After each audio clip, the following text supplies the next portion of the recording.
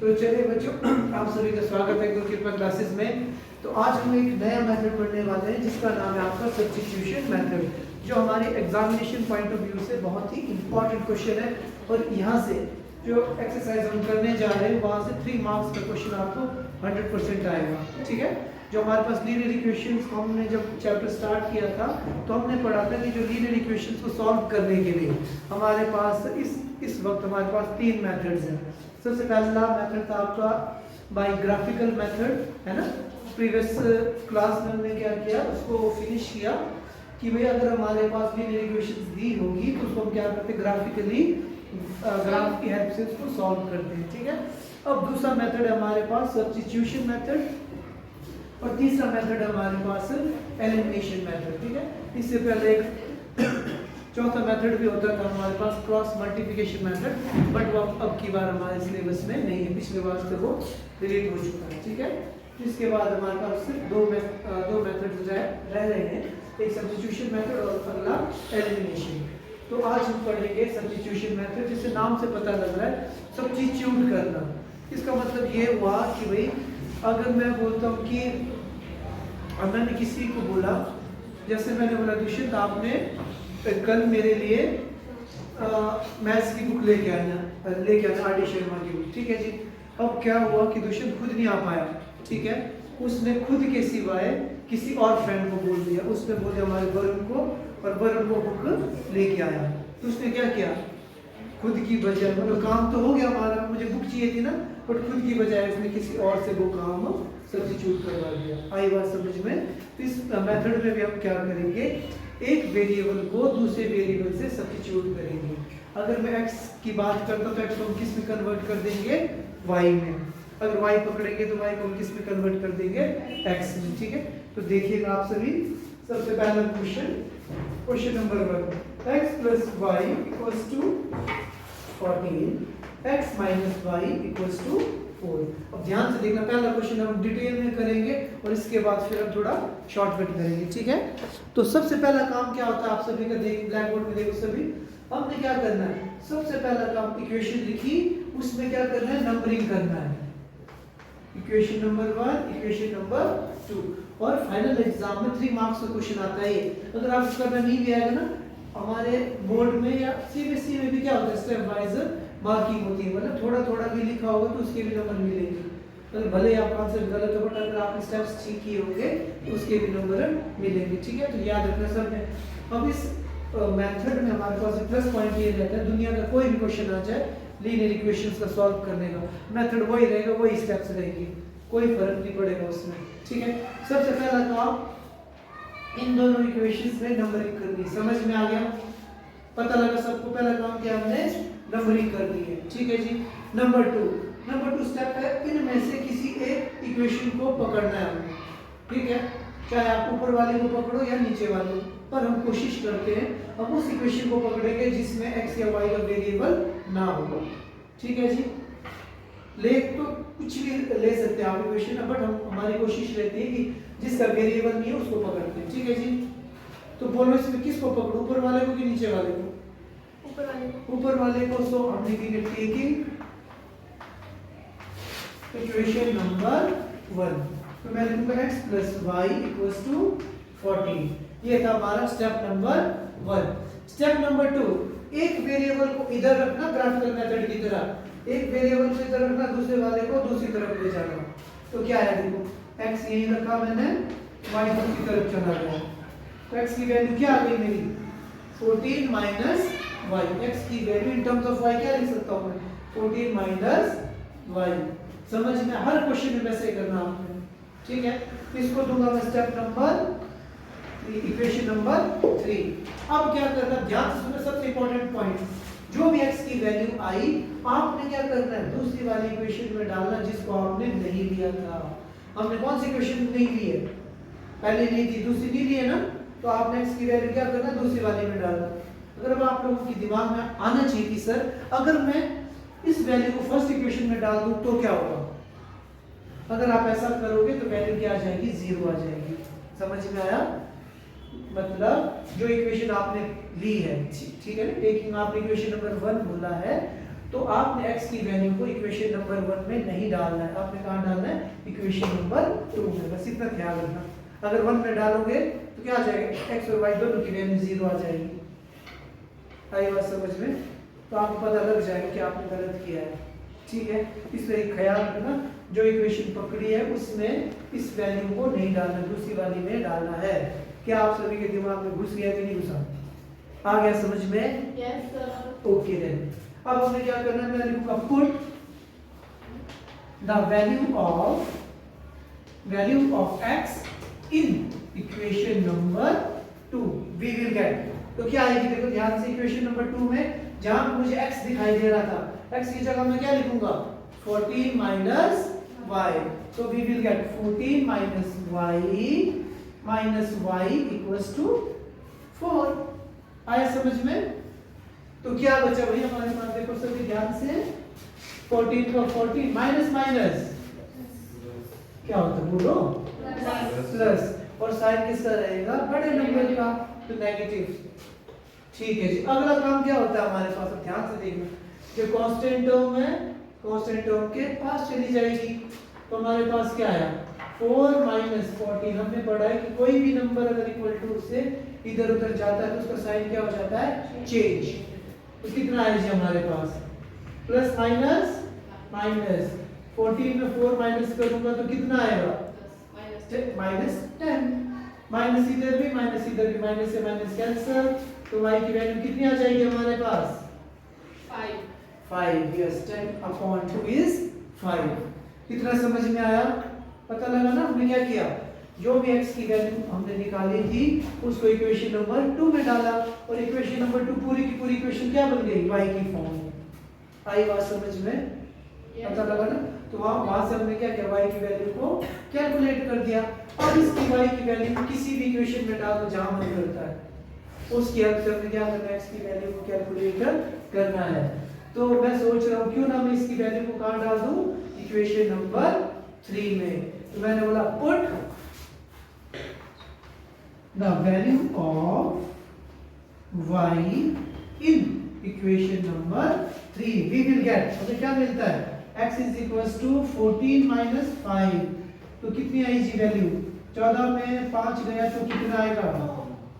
9 आएगा। तो मैं लिखूंगा देयरफॉर, लिखना है फाइनली x की वैल्यू 9, y की value 5। That's it, that is your answer. But अब मुझे डाउट हो रहा है कि भाई कहीं मैंने गलत तो नहीं किया है ना? पेपर में हो जाता है ना कई बार हम लोगों को डाउट। तो आपने क्रॉस चेक कैसे करना है? किसी भी एक इक्वेशन में x और y दोनों की वैल्यू डाल दो। x की वैल्यू क्या थी हमारे पास? 9, y की वैल्यू 5। 9 प्लस 5 कितना होता है? कितना सोचना पड़ता है? 9 प्लस 5 इज 14। क्या 14 के बराबर होता है? Yes sir. दैट्स इट, इसका मतलब हमने बिल्कुल ठीक किया है। आया समझ में कि नहीं आया? Yes sir. इस तरीके से हमने कर रहे हैं, मोस्ट इंपॉर्टेंट मेथड। ठीक है, पता चलिए जी। अब हम करेंगे इसी एक्सरसाइज का सेकंड क्वेश्चन। अब की बार हमारे पास s minus t equals to 3 s upon 3 plus t upon 2 equals to 6। इस क्वेश्चन को इंपॉर्टेंट मार्क कर लो।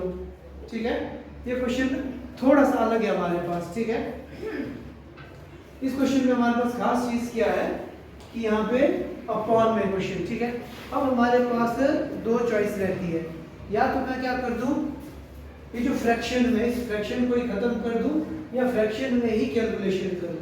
अगर फ्रैक्शन में कैलकुलेशन करूंगा तो फ्रैक्शन में कैलकुलेशन करने में क्या होगी? बहुत प्रॉब्लम होगी हम लोगों को। ठीक है ना, उससे अच्छा है कि हम इस फ्रैक्शन को ही खत्म कर दें। तो कैसे करूंगा मैं? पहली बात, सबसे पहला स्टेप तो क्या था मेरा? पहली वाली इक्वेशन को इक्वेशन नंबर 1 देना। अब इसका मैंने फ्रैक्शन खत्म करना है। ठीक है जी, तो कैसे होगा? मतलब इसके लिए आपने क्या करना? सिंपल, जैसे हम दो फ्रैक्शंस को ऐड करते थे। ठीक है, न्यूमरेटर और डिनोमिनेटर का को क्या करना? आपस में ऐड। डिनोमिनेटर का एलसीएम ले लो, 3 और 2 का एलसीएम लोगे, कितना आएगा? 6 आएगा। यस, अब देखो 3 को मैं किससे मल्टीप्लाई करूं कि 6 आ जाए? 2 से। तो ऊपर वाले को मैं किससे मल्टीप्लाई कर दूंगा? 2 से। 2 into s, 2s, s को लगता है मुझे ऐसे लिखना चाहिए ना, ताकि आप लोगों को कंफ्यूजन ना हो। स्मॉल लेटर में लिख लेता हूँ, ठीक है, स्मॉल एस लिख दिया मैंने, ताकि एस कहीं 5 ना बन जाए, 25 ना बन जाए, ठीक है। तो यहाँ पे आ गया प्लस 2 को किससे मल्टीप्लाई करूँ कि 6 हो जाए, 3 से। तो मींस इसको किससे मल्टीप्लाई करना पड़ेगा, 3 से। So we will get 3 into t, 3t equals to 6 upon 1। क्या 6 और 6 कट जाएगा? कैसे कटेगा भाई, क्रॉस मल्टीप्लाई होगा, नहीं कटेगा। सो इक्वेशन आ गई हमारे पास 2s plus 3t equals to 36। ये आ गई इक्वेशन नंबर 2। आया समझ में कि नहीं आया? हमारे पास फ्रैक्शन में दो इक्वेशंस थी, 3 और 2 का एलसीएम लिए तो कितना आया, 6। अब 3 को किससे मल्टीप्लाई करो कि 6 आ जाए, 2 से ऊपर भी मल्टीप्लाई किया, नीचे भी, तो क्या आ जाएगा हमारा डिनोमिनेटर सेम, बीच में क्या आएगा प्लस का साइन। 2 को किससे मल्टीप्लाई करूं कि मेरे पास 6 हो जाए, 3। आई बात समझ में? अगला स्टेप क्या था, इनको मैंने आपस में क्रॉस मल्टीप्लाई किया, 1 से मल्टीप्लाई करूंगा तो ये आएगा 6 6 जा 36। आया समझ में कि नहीं आया? अब देखो ये क्वेश्चन बिल्कुल प्रीवियस क्वेश्चन की तरह हो गया। Step number 1 is what? सबसे पहला काम क्या बोला था मैंने, हमने क्या करना है, इक्वेशंस की नंबरिंग करनी है। क्या हमने नंबरिंग कर दी? ओके जी। उसके बाद दूसरा स्टेप क्या था, स्टेप नंबर 2 इज व्हाट? हमने क्या करना है, बोलो। हाँ जी बिल्कुल, हमने क्या करना है, एक इक्वेशन को पकड़ना है, बट कौन सी, पहली वाली को पकड़ूं कि दूसरी वाली को? पहली वाली को। दूसरी वाली को क्यों नहीं? क्यों? क्योंकि उसमें क्या है, उसमें हमारे पास कोएफिशिएंट्स है, वो अपॉन में आ जाएगा, तो थोड़ा मुझे लगता है कि उससे हमारी कैलकुलेशन क्या हो जाएगी, थोड़ी कॉम्प्लिकेटेड सी हो सकती है ना। इसलिए हम कोशिश करेंगे हम कौन सी इक्वेशन को पकड़े, इक्वेशन नंबर 1 को। Step number 2 is taking equation number 1, ठीक है।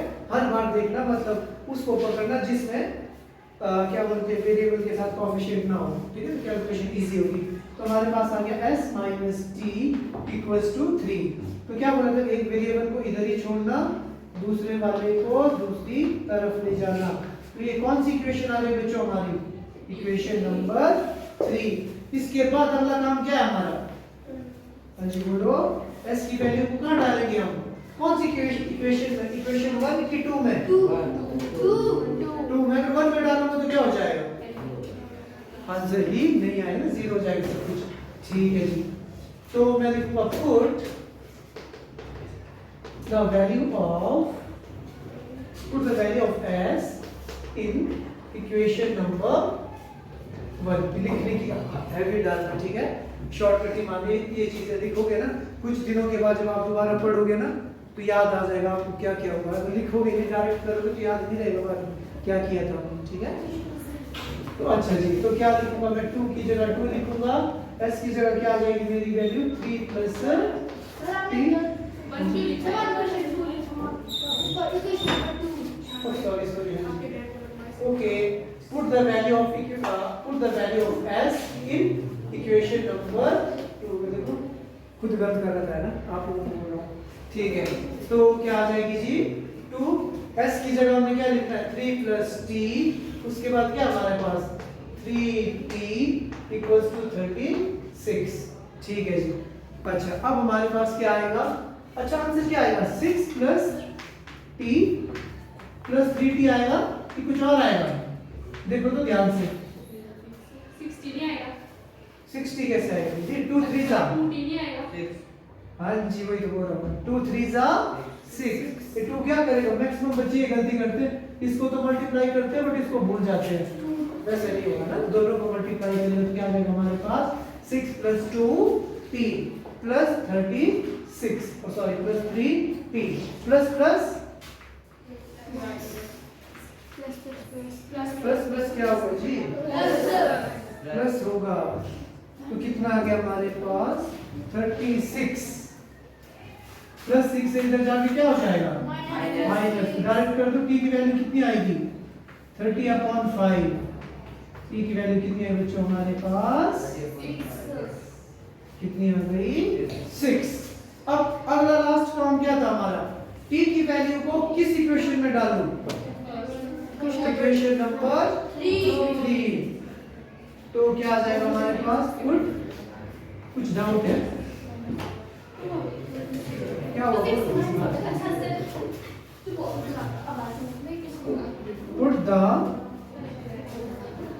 value of t in equation number 3, so we will get क्या, s is equals to 3 plus t। s की वैल्यू कितनी आ गई, s की वैल्यू आ गई 9। therefore फाइनल आंसर s की वैल्यू कितनी आई 9 और t की वैल्यू क्या है बच्चों हमारे पास 6। क्रॉस चेक करो कहीं गलत तो नहीं है आंसर, s की वैल्यू कितनी है 9, t की वैल्यू 6। 9 - 6 इज 3। क्या यहाँ पे भी 3 है क्या, इसका मतलब आपने बिल्कुल ठीक किया। समझ में आया कि नहीं आया। चलिए बेटा आप सभी का स्वागत है गुरुकृपा क्लासेस में। तो आज हम करने वाले हैं question number 3 exercise 3.2 question number 3।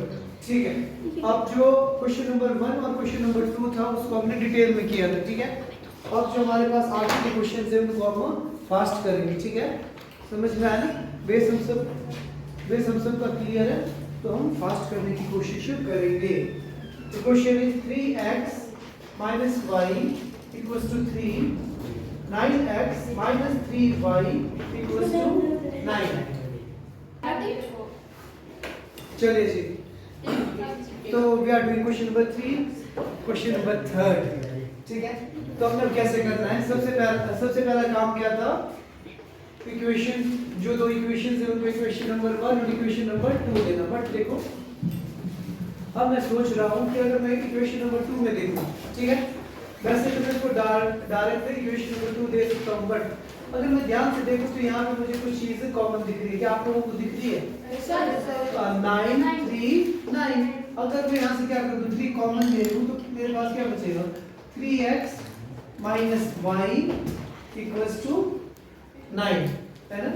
Equation क्या बन जाएगी, 3x minus y equals to 9 over 3 is 3, that is equation number 2। तो अगर हम ध्यान से देखें तो दोनों की दोनों इक्वेशंस कैसी है हमारे पास, बिल्कुल सेम। आई बात समझ में।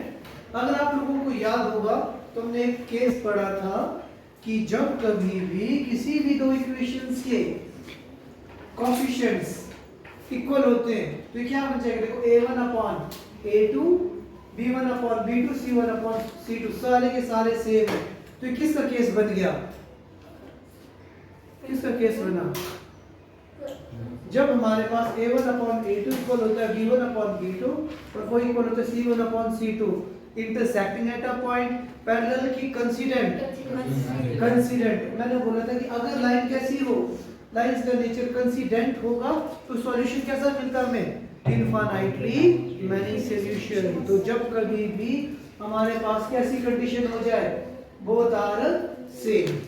ठीक है जी, तो हम क्या करेंगे, हम लिख देंगे कि it is a case of coincident line, so this equation will have infinitely many solutions। आई बात समझ में। डायरेक्ट आप इस तरीके से भी डायरेक्ट कर सकते हो या थोड़ा सा आगे भी चल सकते हो। आगे चल के देखते हैं। ठीक है, क्या पहला काम था कि इक्वेशन 1 और इक्वेशन 2 देना है, दे दिया। उसके बाद अगला काम क्या था, किसी भी एक इक्वेशन को पकड़ो, डायरेक्ट भी कर सकते थे आप इस क्वेश्चन को। ठीक है, कई बार होता है याद नहीं आता है, ठीक है, याद नहीं आता तो आगे चलते taking equation number 1 we will get 3x minus y equals to 3। एक वेरिएबल को मैं क्या करूंगा, इधर ही रखूंगा, दूसरे वाले, अच्छा अब मैं सोच रहा हूँ ना, इस माइनस से प्रॉब्लम थी, इस y को मैं दूसरी तरफ ले गया और इस 3 को मैं इधर ले गया, कोई खर्च तो नहीं है। ऐसा मैंने इसलिए किया क्योंकि अगर मैं y को इधर रखता ना, 3 को परे ले जाता तो माइनस y लेना था और माइनस से मुझे इसको मल्टीप्लाई करना पड़ता, तो काम बढ़ जाता। उससे अच्छा मुझे लगा मैं y को ही परे ले जाऊं, 3 को इधर ले आऊं। अब मेरे पास y की वैल्यू कितनी आई, 3x minus 3। अब मैंने क्या डाला, इस वैल्यू को किसी एक इक्वेशन में डालना है। तो हमने पढ़ा जिस भी इक्वेशन को हमने पकड़ा है उसमें वैल्यू ना डाल के दूसरी वाली में डालते हैं, ठीक है जी। अब दूसरी वाली इक्वेशन में वैल्यू डालूंगा तो बोथ आर सेम ना, तो आंसर क्या आएगा देखते हैं। तो मैंने बोला put the value of y in equation number 2। 3x का 3x minus y, 3x minus y equals to how much, equal to 3। अब देखो ये माइनस है ना, अगर आप इसको ऐसा लिख दोगे तो गलत हो जाएगा, ठीक है। जब कभी भी दो टर्म्स के बीच में माइनस, मतलब दो टर्म्स के आगे माइनस हो ना, हमेशा क्या लगाना, आपने ब्रैकेट लगाना, कभी भी क्वेश्चन गलत नहीं होगा तुम्हारा, ठीक है। तो हमारे पास आ गया 3x minus 3x plus 3 equals to 3। अब करो सॉल्व, कैसे करेंगे, वेरिएबल खत्म हो गया। आई बात समझ में, हो गया ना। तो हम अब क्या करेंगे, हम x की वैल्यू तो निकल ही नहीं सकती, तो हमारे पास क्या आया, 0 इक्वल्स टू 0। ये पे हमारा क्वेश्चन हो जाता है खत्म, ठीक है। आई बात समझ में, तो हम लिख सकते हैं कि भाई, तो अगर अब लास्ट लाइन आप लिख सकते हो, equation will have infinitely many solution, infinitely many solution, बात खत्म। जब ऐसी कंडीशन हो जाए, ठीक है। एक मिनट, अब ऐसी कंडीशन पता कब होगी, जनरली ऐसी कंडीशन तब होती है जब आपने y की वैल्यू लेते टाइम इक्वेशन 1 पकड़ी थी, इक्वेशन 1 में इसकी वैल्यू को अगर आप डाल दोगे तब आता है 0, उस टाइम ख्याल रखना। आई बात समझ में। अगर आप क्या कर रहे हो, इक्वेशन 1 पकड़ रहे हो ना, इक्वेशन 1 में ही इस वैल्यू को डालोगे तब आंसर 0 आता है, उस टाइम नहीं लिखोगे आप ऐसा। आपने ऐसा कब लिखना है, जब आप इसकी वैल्यू को अपने इक्वेशन नंबर 2 में डाला ना, 2 में डाला, 2 में डालने के बाद भी आंसर क्या है, बोथ साइड 0, तब लिखना है ऐसा। आई बात समझ में, डेट्स इतना सा काम है हमारे पास, ठीक है जी। तो हम करेंगे इसी क्वेश्चन का 4th पार्ट। क्वेश्चन नंबर 4 सबसे अलग है हमारे पास, ठीक है। इस क्वेश्चन में हमारे पास जो भी कोएफिशिएंट्स हैं आपके, वो डेसिमल फॉर्म में, ठीक है जी। तो क्या है हमारे पास question, 0.2x plus 0.3x sorry equals to 1.3, 0.4x plus 0.5y equals to 2.3। अब इस क्वेश्चन में और जो हमने प्रीवियस क्वेश्चन किया था, इन दोनों क्वेश्चन में क्या डिफरेंस है, कुछ डिफरेंस है? हाँ जी, जो प्रीवियस क्वेश्चन था उस क्वेश्चन में हमारे पास डेसिमल नहीं है ना। अब इस क्वेश्चन में डेसिमल है, तो हम लोगों को किससे प्रॉब्लम है, शायद डेसिमल से। अब जरूरी नहीं कि आपको डेसिमल हटाना ही है, ठीक है, पर मुझे लगता है कि डेसिमल से मुझे प्रॉब्लम है, ठीक है जी। तो मेरी कोशिश रहेगी कि अगर कभी भी कोएफिशिएंट क्या होगा आपका, फ्रैक्शन में होगा या पॉइंट पे होगा, है ना, डेसिमल पे होगा, तो हमारी कोशिश रहती है कि उसको होल नंबर बनाएं, ठीक है जी। तो 0.2 कैन बी रिटन एज 2/10, है ना, 2/10, 3/10, 13/10। सब के डिनोमिनेटर में क्या है 30, सब के डिनोमिनेटर में क्या है हमारे पास 10, 10 से 10 10 कैंसिल आउट। डायरेक्टली आप कर सकते हो 2x + 3y = 13, डायरेक्ट भी कर सकते हैं, बट मैं बता रहा हूँ आपको, ठीक है। पहले वाली इक्वेशन को मैं सॉल्व करके बताऊंगा, लास्ट वाले को डायरेक्ट करेंगे, ठीक है। तो देखो क्या करना, 0.2x plus 0.3y equals to 1.3। अब डेसिमल हटाना है, अगर मैं डेसिमल हटाऊंगा तो इसको क्या लिख सकता हूँ, 2/10x 3/10y इक्वल्स टू 13/10, ऐसा लिख सकता हूँ मैं इसको, है ना। अब क्या करना है, इसका मैं एलसीएम लूंगा, 10 में तो क्या आएगा 10, है ना, तो ऊपर क्या आ जाएगा हमारे पास 2x plus 3y equals to 13/10। Denominator में इधर भी 10, डिनोमिनेटर में उधर भी 10, 10 से 10 cancel out, so we will get 2x plus 3y equals to 13, that is our equation number 1। आया समझ में? तो सिमिलरली अब हमें क्या करना है, 0.4x plus 5y equals to 2.3। जब कभी भी ना डेसिमल के बाद जितने भी नंबर्स हैं, डेसिमल के बाद हर नंबर पे सेम नंबर्स होंगे ना, तो वो क्या हो जाते हैं, आपस में सिंपली कट हो जाते हैं वो। ठीक है, अगर यहाँ पे क्या होता 53 होता तो फर्क पड़ना था हमारे पास आंसर में। ठीक है, आई बात समझ में? तो हमारा आंसर क्या आता 10 की जगह 100 आता, तो ये क्या बन जाता 40 बन जाता हमारा। आई बात समझ में? बट इस क्वेश्चन में हमारे पास क्या डेसिमल के बाद सारे सेम है, तो इसी इक्वेशन को अगर मैं इस तरीके से सॉल्व करूंगा तो ये इक्वेशन में क्या बन जाएगी मेरे पास, अब मैं डायरेक्ट कर रहा हूं 4x + 5y = 23। मैंने सेकंड क्वेश्चन को सेम अगर इसी तरीके से सॉल्व करूंगा तो आंसर क्या आएगा मेरे पास, ये वाला। अब क्या हम लोगों को इन दोनों इक्वेशंस में कुछ प्रॉब्लम है? अब कुछ प्रॉब्लम नहीं है, तो हम क्या करेंगे, सबसे पहला काम होता है हमारे पास जो दो लीनियर इक्वेशंस दी है हमारे पास उसकी नंबरिंग करो। क्या हमने नंबरिंग कर दी? उसके बाद स्टेप नंबर 2, अपनी मर्जी से कोई भी एक इक्वेशन पकड़ो। मैं बोलता था कि भाई हमने वो वाली इक्वेशन पकड़नी है जिसमें क्या है हमारे पास x और y के कोएफिशिएंट ना हो, बट अब इसमें क्या है हमारे पास, ऊपर वाली इक्वेशन में भी कोएफिशिएंट है, नीचे वाली में भी कोएफिशिएंट है, तो कुछ भी करो अपॉन में तो आएगा ही आएगा। ठीक है जी, तो आपकी चॉइस किस में इजी लग रहा है? मुझे लग रहा है कि नंबर छोटा है तो मैं इसको पकड़ूंगा। ठीक है, तो मैं लिखूंगा क्या, taking equation number 1, so we will write taking equation number 1, we will get 2x + 3y = 30। एक वेरिएबल को हम इधर ही छोड़ेंगे, दूसरे वाले वेरिएबल को दूसरी तरफ। क्या ये ऐसा होगा 13 - 3y - 2 होगा कि अपॉन 2? अपॉन 2, बिकॉज 2x को क्या कर रहा है, मल्टीप्लाई। अब अगला काम क्या होता है, जो x की वैल्यू या y की वैल्यू निकाली उसको हम देते हैं इक्वेशन नंबर 3। अब मैंने क्या करना है, इस x की वैल्यू को कहां पे पुट करना है, 1 की 2 में,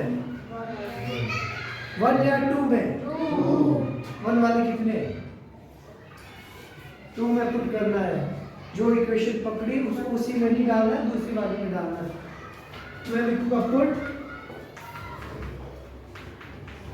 the value of x in equation number 2। तो क्या आया हमारे पास, ध्यान से देखो 4, x की जगह मैं क्या लिखूंगा 13 - 3y / 2 प्लस 5y = 23। समझ में आया? अच्छा, अब क्या होगा, 2 × 1 = 2, 2 × 2 = 4। ठीक है जी, अब ये 2 क्या करेगा, 26 - 3y आएगा कि 6y आएगा, 3y की 6y, 6y क्यों, तो इसको भी मल्टीप्लाई करेगा और इसको भी, 6y + 5y = 23 प्लस माइनस 6 में 5 जाएगा तो कितना आएगा, y। कैसा y, पॉजिटिव की negative, negative y। Very good. अच्छा जी, अब यहाँ पे क्या है 23, पॉजिटिव 26 माइनस जाके क्या हो जाएगा, नेगेटिव। 26 में 23 माइनस करूंगा क्या आएगा, 3। कैसा 3, प्लस की माइनस, -3। Very good. तो y की वैल्यू क्या है बच्चों हमारे पास 3। अब मेरे पास y की वैल्यू आ गई 3। अब y की वैल्यू को मैं कहां पुट करूंगा, चाहे इक्वेशन 1 में, 2 में या 3 में, जहां पे मुझे मन करता है। तो ये भी छोटा सा लिख देता हूं मैं, पुट द वैल्यू ऑफ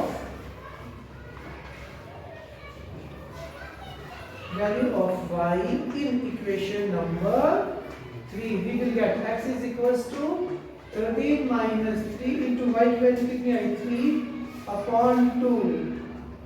13 में 9 माइनस करूंगा कितना बचेगा, 4 बचेगा। 4/2 is 2। ओके जी, तो final answer is what, x की वैल्यू 2, y की वैल्यू 3। अब मुझे डाउट है कहीं मैंने गलत तो नहीं किया, x की वैल्यू 2, 2 2 जा 4, 3 3 जा 9, 9 + 4 is 13। क्या राइट हैंड साइड में 13 है हमारे पास। यस सर, इट मींस हमने जो किया बिल्कुल ठीक किया है। आई बात समझ में नहीं आई? ओके, देन लास्ट क्वेश्चन हमारे पास, वो लास्ट वाला क्वेश्चन है हमारे पास कैसा, स्क्वायर रूट वाला। ठीक है, अब देखते हैं बोला हम कर पाते हैं कि नहीं कर पाते। ठीक है, बाकी समझ में आया ना सबको क्वेश्चन? अब एक बात का ख्याल रखना है, जो हमारे पास इस चैप्टर से क्या बोलते हैं आपका एक सब्स्टिट्यूशन मेथड से क्वेश्चन 100% पेपर में आएगा, और अगली एक्सरसाइज में हम पढ़ेंगे एलिमिनेशन मेथड, वहां से भी एक क्वेश्चन पेपर में आ जाता है हमारे पास। ठीक है, कई बार ऐसा होता है कि एलिमिनेशन और सब्स्टिट्यूशन दोनों से एक क्वेश्चन आ जाते हैं, और कई बार होता है सिर्फ सब्स्टिट्यूशन से एक क्वेश्चन आता है। ठीक है, बट जो हमारे पास स्टेटमेंट वाले क्वेश्चंस है ना 100% यहीं से आएंगे, और उनको सॉल्व करना उसी को आएगा जिसको ये इक्वेशन सॉल्व करनी आएगी। आई बात समझ में? तो ख्याल रखिए, तो आना चाहिए method. So we are doing question number 5। Question number 5 is √2x plus √3y equals to 0, √3x minus √8y equals to 0। अलग से क्वेश्चन है कुछ है ना, √रूट वाला। सबसे पहला काम क्या होता है?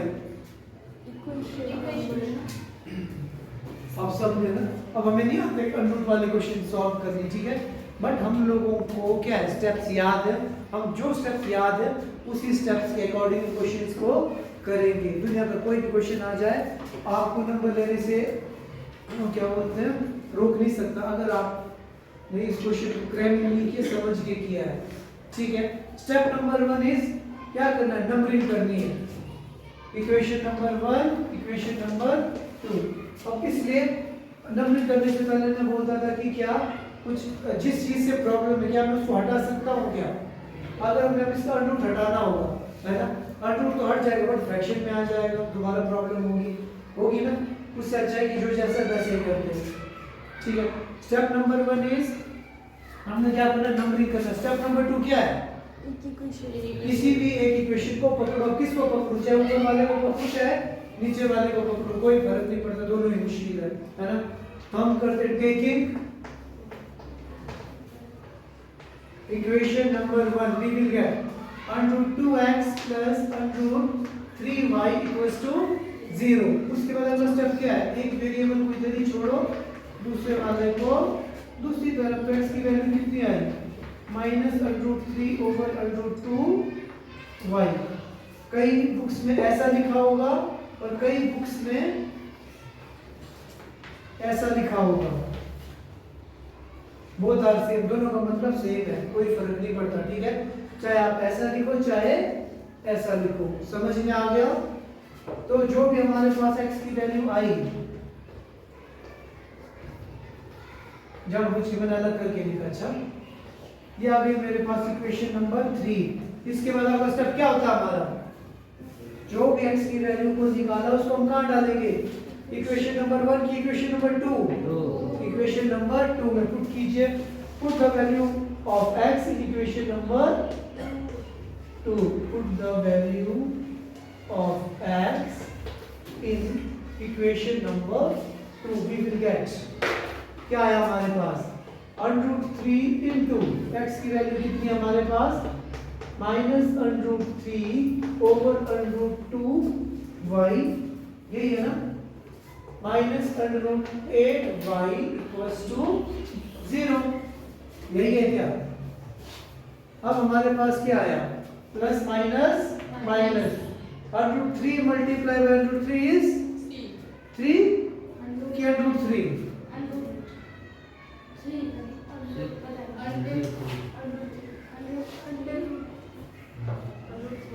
√3 multiplied by √3 is 3 या √9 का क्या उसके रूट निकालेंगे वो कितना होगा, 3 है ना। ठीक है, तो आंसर इज -3y। अच्छा, अगर क्या होता √3 के यहाँ पे √2 होता तब क्या था, 6 क्या, √6 6 नहीं आता। अगर अंडर के अंदर दो डिफरेंट नंबर्स होंगे तो स्क्वायर रूट आपका या रूट हटता नहीं है, वही रहेगा। अगर सेम नंबर्स होंगे तो स्क्वायर रूट आपका हट जाता है। ठीक है जी, तो क्या है हमारे पास this minus √8y equals to 0 है ना जी। अब हम क्या करेंगे, एलसीएम ले लूंगा। √2 का एलसीएम क्या होगा, √2 minus 3y minus √8 multiply by √2 is √ कितना, √16। √16 can be written as, क्या लिख सकता हूँ उसको मैं, 8 लिख सकता हूँ क्या, क्या लिख सकता हूँ जी मैं उसको, 4 का स्क्वायर रूट क्या हो, सॉरी 16 का स्क्वायर रूट क्या होता है, 4। बाई चांस पेपर में हम ब्लैंक हो गए, अब याद नहीं आ रहा कि 16 का स्क्वायर रूट क्या होता है, तो क्या करना, प्राइम फैक्टर्स बनाओ। कई बार ऐसा भी होता है कि दो का पेयर बनाओ, हर पेयर से एक नंबर बाहर, 8 में पढ़ा ना, यहाँ से 2 निकला, यहाँ से 2 निकला, 2 2 जा, तो आंसर इज व्हाट, 4। ठीक है, माइनस माइनस प्लस, तो आंसर क्या है, -7y इक्वल्स टू 0। तो y की वैल्यू कितनी आ गई जी हमारे पास, y की वैल्यू आ गई 0। Put this value in equation number 3, so we will get what, तो put the value of y in equation number 3, we will get x is equals to 0, सीधे डायरेक्ट इन्वेस्ट कर लो। Any number multiplied by 0 is 0, that's it। x की value भी 0, y की value भी 0, put करके देखो 0 + 0 0, that's it। कितना सा काम समझ में आया।